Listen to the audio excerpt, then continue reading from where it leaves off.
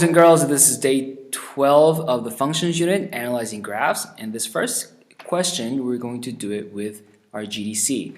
So take this function, go to y equals, and type it in. If you do alpha y equals, then you can type in a fraction like this. Okay, and I'm going to graph it. And your viewing window might not be like this. So what I've done is the x values go from -40 to 40, and the y values go from -120 to 100. As long as you can see the x-intercepts, y-intercept, and the turning point here and here, I think you're okay. So you can zoom out a little more, you can zoom in just a little bit more. As long as you can see those important points, I think you're okay. All right, let's find the x-intercepts. So I want to find the x-intercepts, and I know it's right there, and I think I'm a little too far out. So I'm going to zoom in over there, but I'm going to use zoom box. Okay, so what this does, and when you move it around, you see this little cross moving on the calculator screen. So there, I'm going to press enter, go to the right. When I'm sure that I've passed the second x-intercept here, I'm going to go up. Alright, I think that's enough. And then press enter. There you go. I know the x-intercept's here, here, and the y-intercept is here. Okay, just by looking at this graph, I know the x-intercept should be 3 and -3. Yeah? So if I didn't use a calculator, I can write this function as 4 times x squared minus 9 over x plus 5. And that's x plus 3, x minus 3. So my x-intercepts are 3 and -3, right? And the y-intercept is going to be from here. I plug in x equals 0 at -36 over 5. So let's find that using your graphing calculator. So over here, let's find this one first. Second, trace, and 0, or number 2. Okay, it's going to ask for a left bound and a right bound. What it's asking is, okay, if you want the calculator to find this x-intercept here, you have to tell it, okay, that 0 that I want is between these two values. So you give it something to the left of it and something to the right of it. You can type in a number, or you can simply go, okay, there's my x-intercept. I'm going to go a few clicks to the left, okay, and enter. And on the right bound, I'll just plug in a number. I know the -2 is clearly to the right of it, so that could serve as my right bound. -2, enter, and then it says guess. And you don't really have to move it close to that one, but I'm going to press enter. There you go. One of the zeros is -3, 0. Okay, or x-intercepts. X-intercept. The first one is -3, 0. Okay, I'm going to write that as a coordinate. All right, second one, I'm going to show you a different way of finding it. Here, instead of leaving just one equation, I'm going to write the second equation, y equals 0. That's in y2. So when I go back to graph, you can't see it because that's on top of the x-axis. There's a second line there. So I can do the intersection. Second, trace, and number 5 is intersection. And it's going to ask you for the first curve, second curve. But because you only have 2 curves in there, you can just press enter, enter, and then it's going to ask you for a guess. Well, this time you have to move closer to this one than this one. So I'm going to move my cursor to the x-intercept that I want, and then press enter. There you go. It says 3, 0. So over here, 3, 0. Now let's go find the y-intercept. Y-intercept is when x value is 0. So second, trace, type in the value when x is 0. Okay, and press enter.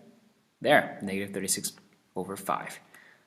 So we have 0, -36 over 5. Okay, the zeros, root solutions, that's the same thing as the x-intercept, right? That's when y equals 0, right? So that's just going to be x is 3 and x is -3. Okay, if I just number them 1, 2, and oh, Here's 1, x-intercept is number 1. Number 2 is going to be y-intercept. And then 3, all the zeros. Okay, 4, let's find all local extrema. Extrema are the max and mins. Okay, so local max or min, or you can think of it as a turning point. And I have to zoom back out. So I'm going to go back to negative 40 to 40.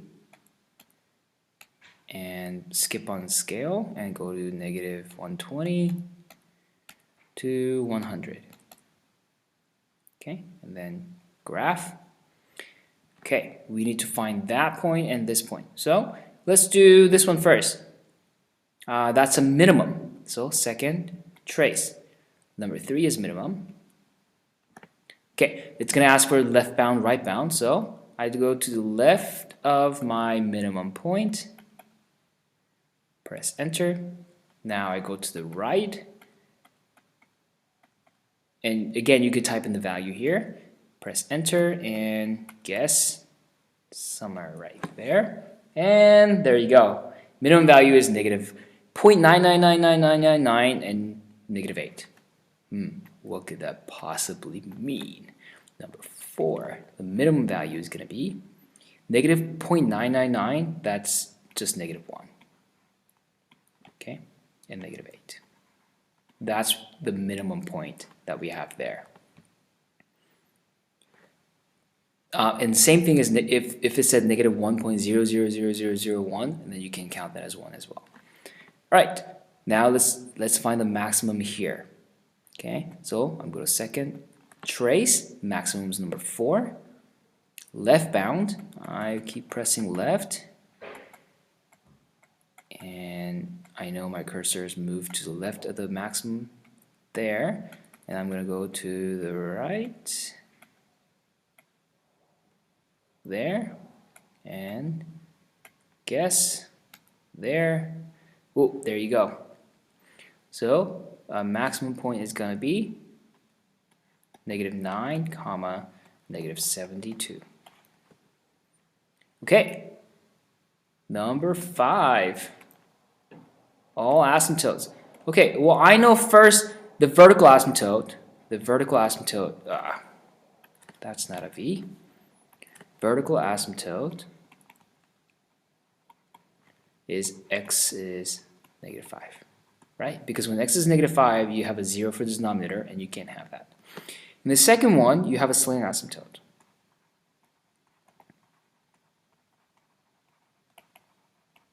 And how do you find the slant asymptote? You do the top divided by the bottom, right? Numerator divided by the bottom.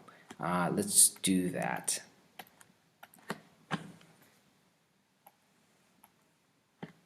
Here, I'm going to say 4x squared minus 36. And then here, you divide that by x plus 5.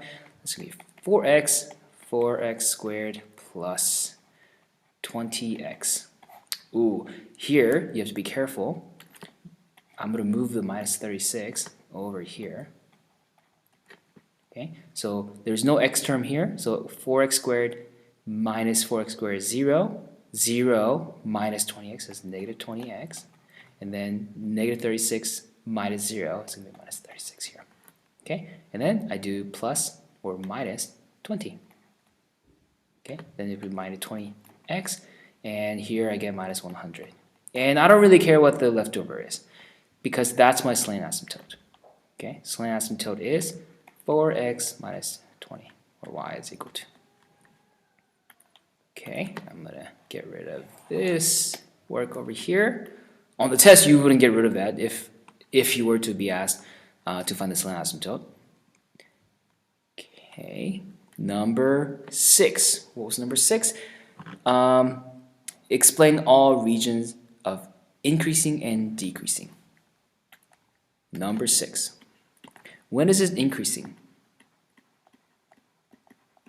It's increasing from everything to the left of this point. It's increasing from left to right. It's going up, right? So from negative infinity to, what is that x value there? That's negative 9.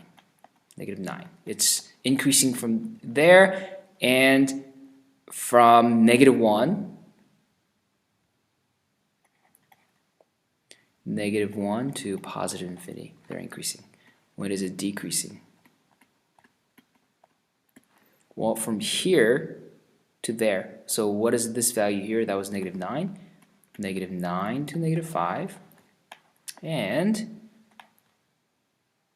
-5 to -1. Right? From here to here and here to here. And you can't say from -9 to -1 because there's a vertical asymptote there. You have to split it up at the vertical asymptote. So when is it the interval where the function is decreasing is from -9 to -5 and -5 to -1. And when is it increasing is from -infinity to -9 and -1 to positive infinity. Last question, state the domain and range. Domain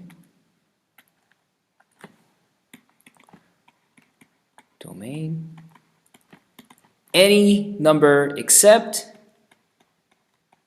-5. Range, this is like a two-part question because you see this empty spot in the middle here. So none of the y values between these two values, that's -72 to -8, are included. So you have to write two different inequalities. So y is greater than or equal to -8, and y is less than or equal to -72. Okay, and on your work and the examples 1 through 6, I expect you to sketch something similar like this, right? If you were to do it, then you would graph something like that. Sketch something similar to this. Yeah. The end. There. Okay. Try number 1 through 6 on your heft and do the sketch. Answer all the questions. Good luck.